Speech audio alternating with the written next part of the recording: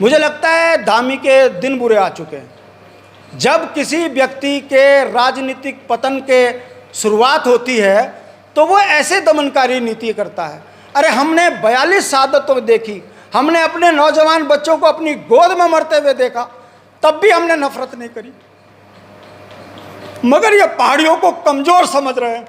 धामी की ऐसी की तैसी ना कर दी हमने, इसको लोकतंत्र में नंगा ना कर दिया तो काहेगा राज्य आंदोलनकारी। मुझे उस गरीब की चिंता है जो उत्तराखंड के नौजवानों का चेहरा बन रहा है।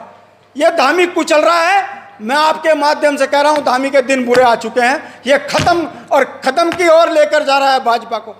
भाजपा का इस राज्य में नाम लेने वाला नहीं बचेगा। अरे हमने भाजपा को राष्ट्र के नाम पर वोट दी हैं, मगर ये ना तो राष्ट्र के हैं ना ये सनातन के हैं, ये नफरती चिंटू हैं। पैसों के लिए अपने बाप को भी के ऊपर भी गंदे आरोप लगा सकते हैं। अगर ये दो नौजवान बच्चों के ऊपर ऐसे संगीन मुकदमे लगा रहे हैं, इनको लगता है कि पार्टी डर जाएगा। डरेगा नहीं। इसके गंभीर परिणाम धामी को भुगतने पड़ेंगे, भाजपा को भुगतने पड़ेंगे। मैं समाज से फिर कहता हूं, आओ राज्य आंदोलन की तरह मुट्ठी भींचकर एक मुट्ठ और एकजुट होकर दिखाओ। ना आप भाजपा के गुलाम हो, ना आप कांग्रेस के गुलाम हो, ना आप उत्तराखंड क्रांति दल के गुलाम हो, आप पूरे उत्तराखंड के हो। उत्तराखंड की बेटी के साथ में बलात्कार होते हैं। आपने कहीं किसी जाति विशेष के खिलाफ आंदोलन देखे? उत्तराखंड की बेटी अंकिता को भून दिया गया, मार दिया गया, तो किसी पहाड़ी समाज ने किसी वर्ग विशेष के घर फूके? आप ये क्यों नहीं देखते कि जिस जालिम ने अंकिता को मारा उसके बाप को भी कभी किसी ने थप्पड़ मारा पहाड़ में? तो क्या हम आक्रोश में प्रतिक्रिया भी ना दें? अगर हम कोई प्रतिक्रिया दे रहे हैं, उसको कोड कर यदि आप कह रहे हो, तो वो नफरती चिंटू, इन्हें उत्तराखंड से खदेड़ के भगाने की जरूरत है, जो उत्तराखंड का सौहार्द बिगाड़ रहे हैं। अरे भाई, ममता बोगड़ा मर गई, हम शांत। रेखा नेगी मर गई, हम शांत। अंशु नौटियाल मर गई, हम शांत। अंकिता मर गई, हम शांत। और तुम कहो बेटी बचाओ बेटी पढ़ाओ, और ये भेड़िए बेटियों को नोच नोच के खा रहे। बताइए उत्तराखंड में कब हमने इनका विरोध किया?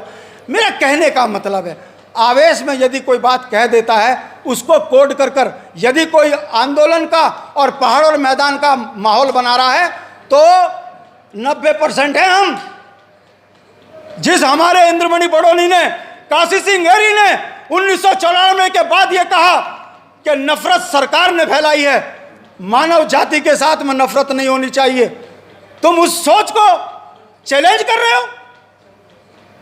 रह नहीं पाओगे उत्तराखंड में यदि पहाड़ी अपनी उसमें आ गया तो।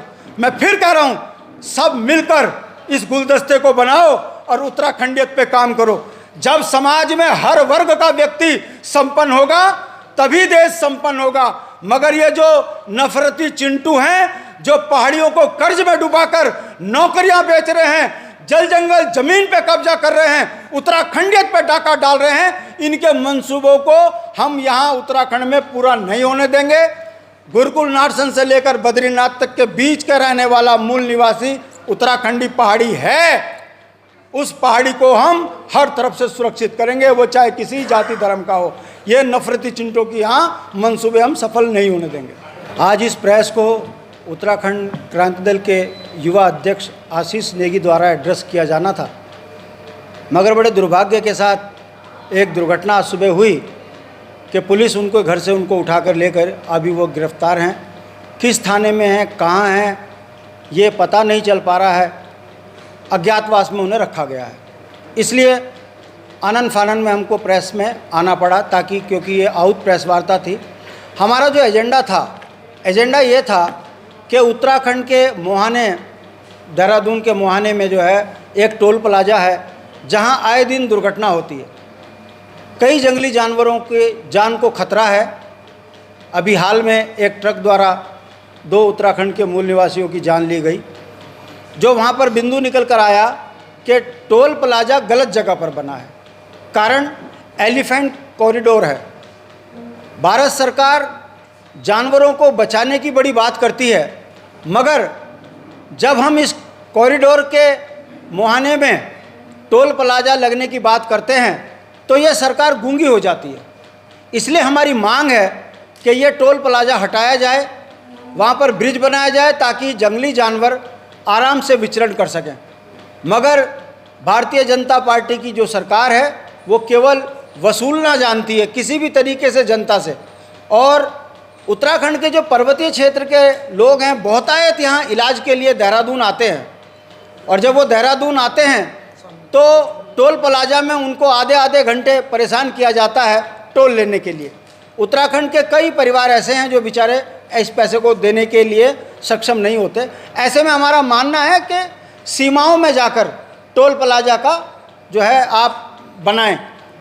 शहर के बीच में टोल प्लाजा ठीक नहीं है, आप उत्तर प्रदेश की सीमा में बनाएं, आप अन्य सीमाओं में बनाएं, शहर में टोल प्लाजा ये स्वीकारनीय है। इसको लेकर ये प्रेस कॉन्फ्रेंस थी। प्रेस विज्ञप्ति से मैं आपको बिंदु बता देता हूं जो इसमें आने थे मुख्यतः। राजाजी नेशनल पार्क स्थित रोड एलिफेंट कॉरिडोर में होने के कारण यहाँ पर टोल प्लाजा होना उचित नहीं है और पर्यावरण को भी नुकसान है। बिंदु 2, चिकित्सक कारणों से उत्तराखंडियों को इस टोल प्लाजा में कई बार आना पड़ता है और उनको हर बार टोल देना पड़ता है जो अस्वीकार्य है। इस टोल पर सही अलाइनमेंट नहीं है जिसके कारण ट्रैफिक बाधित होता है और यहाँ पर दुर्घटनाओं को बढ़ावा मिलता है। उदाहरण आपके सामने परसों का है। राज्य के 2 प्रमुख शहरों के बीच होने के कारण राज्य के लोगों को ही एक दिन में कई बार इस टोल प्लाजा से आना जाना पड़ता है। टोल राज्य की सीमा पर होना चाहिए। यहाँ पर टोल देकर राज्य की सीमाओं में प्रवेश करना ये जो अनुचित है, इसमें टोल नहीं होना चाहिए। ये बिंदु को लेकर हमने प्रेस कॉन्फ्रेंस करी थी।